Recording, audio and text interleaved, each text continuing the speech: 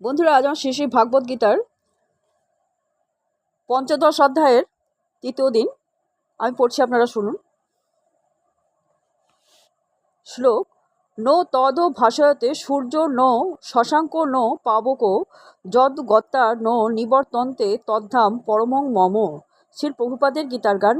সে আকাশে জ্যোতির্ময়ে সূর্য বা শশাঙ্ক আবশ্যক নাহি তথা কিংবা সে পাবক, সেখানে প্রবেশ হলে ফিরে নাহি আসে, নিত্যকাল মোর ধামে সেজন নিবাসে। অনুবাদ: আমার সে পরম ধাম সূর্য, চন্দ্র অথবা বিদ্যুৎ আলোকিত করতে পারে না, সেখানে গেলে আর এই জড়জগতে ফিরে আসতে হয় না। তাৎপর্য: চিৎজগৎ পরম পুরুষোত্তম ভগবান শ্রীকৃষ্ণের ধাম শ্রীকৃষ্ণ লোক গোলক বৃন্দাবন সম্বন্ধে এখানে বর্ণনা করা হচ্ছে। চিদাকাশে সূর্যকিরণ, চন্দ্রকিরণ, অগ্নি অথবা বৈদ্যুতিক শক্তির কোনো প্রয়োজন হয় না, কারণ সেখানে সবকটি গ্রহই জ্যোতির্ময়। এই ব্রহ্মাণ্ড কেবল একটি গ্রহ, সূর্য হচ্ছে জ্যোতির্ময়। কিন্তু চিদাকাশে সবকটি গ্রহই জ্যোতির্ময়। বৈকুণ্ঠ লোক নামক এই সমস্ত গ্রহে উজ্জ্বল জ্যোতি ব্রহ্মজ্যোতির ছটায় চিদাকাশ প্রকাশিত হয়। প্রকৃতপক্ষে এই ব্রহ্মজ্যোতি বিচ্ছুরিত হয় শ্রীকৃষ্ণের আলোয় গোলক বৃন্দাবন থেকে। সেই অতুঞ্জল জ্যোতির কিয়দংশ মহৎ তত্ত্ব দ্বারা আচ্ছাদিত, সেটাই হচ্ছে জড়জগৎ। এই জড়জগৎ ছাড়া সেই জ্যোতির্ময় আকাশের অধিকাংশ স্থানই চিন্ময় লোকে পরিপূর্ণ, যাদের বলা হয় বৈকুণ্ঠ, এবং তাদের সর্বোচ্চ শিখরে গোলক বৃন্দাবন। জীব যতক্ষণ পর্যন্ত এই অন্ধকারাচ্ছন্ন জড়জগতে থাকে সে বদ্ধ জীবনযাপন করে, কিন্তু যখনই সে জড়জগতের মিথ্যা বিকৃত বৃক্ষটি কেটে ফেলে, চিৎজগতে প্রবেশ করে, তখনই সে মুক্ত হয়। তখন আর তাকে এখানে ফিরে আসতে হয় না। বদ্ধ অবস্থায় জীব নিজেকে জড়া প্রকৃতির অধীশ্বর বলে মনে করে, কিন্তু মুক্ত অবস্থায় যে যখন ভগবানের রাজত্বে প্রবেশ করে তখন পরমেশ্বর ভগবানের সাহচর্য লাভ করে সেখানে সে নিত্য সৎ চিৎ আনন্দময় জীবন উপভোগ করে। এই তত্ত্বজ্ঞানের প্রতি সকলেরই আকৃষ্ট হওয়া উচিত। সকলেরই উচিত বাস্তবে ভ্রান্ত প্রতিবিম্ব থেকে নিজেকে মুক্ত করে সেই নিত্য পরম ধামে প্রবেশ করা। যারা এই জড়জগতের প্রতি অত্যন্ত আসক্ত তাদের পক্ষে বন্ধন ছিন্ন করা অত্যন্ত কঠিন, কিন্তু তারা যদি কৃষ্ণ ভাবনামৃত গ্রহণ করে তাহলে সেই আসক্তির বন্ধন থেকে ধীরে ধীরে মুক্ত হওয়ার সম্ভাবনা থাকে। তাই সকলেরই কর্তব্য হচ্ছে কৃষ্ণ ভাবনায় ভাবিত যে কৃষ্ণ ভক্ত তাদের সঙ্গ করা। যে সমাজ বা সংস্থা ঐকান্তিকভাবে ভগবান শ্রীকৃষ্ণে নিযুক্ত, সেই সমাজ বা সংস্থা খুঁজে বার করতে হবে এবং তার অন্তর্ভুক্ত হয়ে ভক্তিযোগে ভগবানের সেবা করার সুযোগ গ্রহণ করতে হবে। এইভাবে মানুষ জড়জগতের আকর্ষণ থেকে মুক্ত হতে পারে। গেরুয়া কাপড় পরলেই কেবল জড়জগতের আকর্ষণ থেকে মুক্ত হওয়া যায় না, ভক্তিযোগে ভগবানের সেবা করার প্রতি তাকে আসক্ত হতেই হবে। সুতরাং প্রকৃত বৃক্ষের বিকৃত প্রতিফলনের থেকে মুক্ত হওয়ার যে পন্থা ভক্তিযোগ, যা দ্বাদশ অধ্যায়ে বর্ণিত হয়েছে, তা গভীর নিষ্ঠার সঙ্গে গ্রহণ করা উচিত।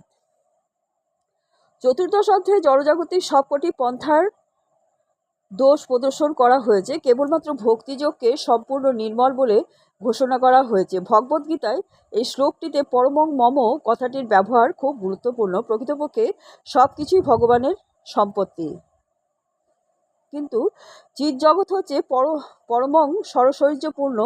কঠোর উপনিষদে বলা হয়েছে যে চিৎজগতে সূর্যকিরণ অথবা চন্দ্রকিরণের কোনো প্রয়োজন নেই,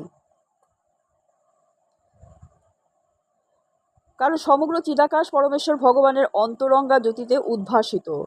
পরম ধাম প্রাপ্ত হওয়া যায় কেবল ভগবানের চরণে আত্মসমর্পণ করার মাধ্যমে, এছাড়া আর কোনো উপায়ে তা সম্ভব হয় না। শ্লোক: মমই বাংশ জীবলোকে জীবভূত সনাতন মনষষ্ঠা নিন্দ্রিয়াণি প্রকৃতিস্থানী কর্ষতি।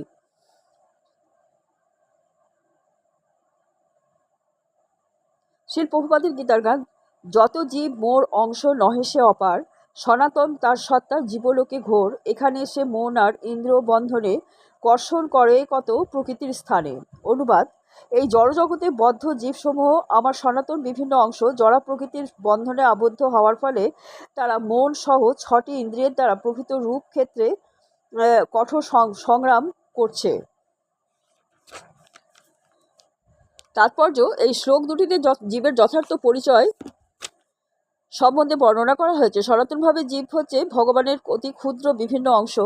এমন নয় যে বদ্ধ অবস্থায় জীব স্বতন্ত্র হয়ে পড়ে এবং মুক্ত অবস্থায় সে ভগবানের সঙ্গে একীভূত হয়ে যায়। সনাতন ভাবে জীবসত্তায় ভগবানের অতি ক্ষুদ্র অংশ স্বরূপ। সনাতন কথাটি এখানে স্পষ্টভাবে উল্লেখ করা হয়েছে। বৈদিক বর্ণনা অনুসারে ভগবান নিজেকে অনন্তরূপে প্রকাশিত করেন এবং যার মুখ্য প্রকাশকে বলা হয় বিষ্ণু তত্ত্ব এবং গৌণ প্রকাশকে বলা হয় জীবসত্তা। পক্ষান্তরে বলা যায় যে বিষ্ণু তত্ত্ব হচ্ছে ভগবানের স্বয়ং প্রকাশ এবং জীবসত্তা হচ্ছে বিভিন্ন অংশ প্রকাশ। তার স্বয়ং প্রকাশে তিনি রামচন্দ্র, নৃসিংহদেব, বিষ্ণুমূর্তি, বিভিন্ন বৈকুণ্ঠ লোকের অধীশ্বর ইত্যাদি নানারূপে প্রকাশিত হয়। বিভিন্ন অংশ প্রকাশ জীবসমূহ ভগবানের নিত্য দাস। পরম পুরুষোত্তম ভগবানের স্বয়ং প্রকাশসমূহ ভগবদ্গীতার ব্যক্তিরূপী সত্তাগুলির নিত্য বর্তমান, তেমনি বিভিন্ন অংশ জীবেরও স্বতন্ত্র পরিচয় রয়েছে। অনুসদৃশ্য ভগবানের বিভিন্ন অংশ জীবের অনুসদৃশ্য গুণাবলী রয়েছে, যার মধ্যে স্বাতন্ত্র্য বোধ আছে হচ্ছে একটি। প্রতিটি জীবেরই এক একটি স্বতন্ত্র আত্মা আছে, ব্যক্তিগত বৈশিষ্ট্য আছে এবং অতি ক্ষুদ্র স্বাতন্ত্র্য বোধ আছে। এই স্বাতন্ত্র্যের অপব্যবহার করার ফলে জীবাত্মা বদ্ধ হয়ে পড়ে এবং স্বাতন্ত্র্যের যথাযথ সদ্ব্যবহার করলে সে নিত্য মুক্ত থাকে। উভয় ক্ষেত্রে সে পরমেশ্বর ভগবানের মতো গুণগতভাবে নিত্য সত্তা বিশিষ্ট মুক্ত অবস্থায় যে জড়জগতের পরিবেশ থেকে মুক্ত এবং সে সর্বদাই পরমেশ্বর ভগবানের অপ্রাকৃত সেবায় যুক্ত। বদ্ধ অবস্থায় সে জড় প্রকৃতির গুণের দ্বারা প্রভাবিত থাকে এবং অপ্রাকৃত ভগবৎ সেবার কথা সে ভুলে যায়। বন্ধুরা, আজকে এই পর্যন্ত। আগামীকাল আপনাদের আবার পড়ে শোনাবো।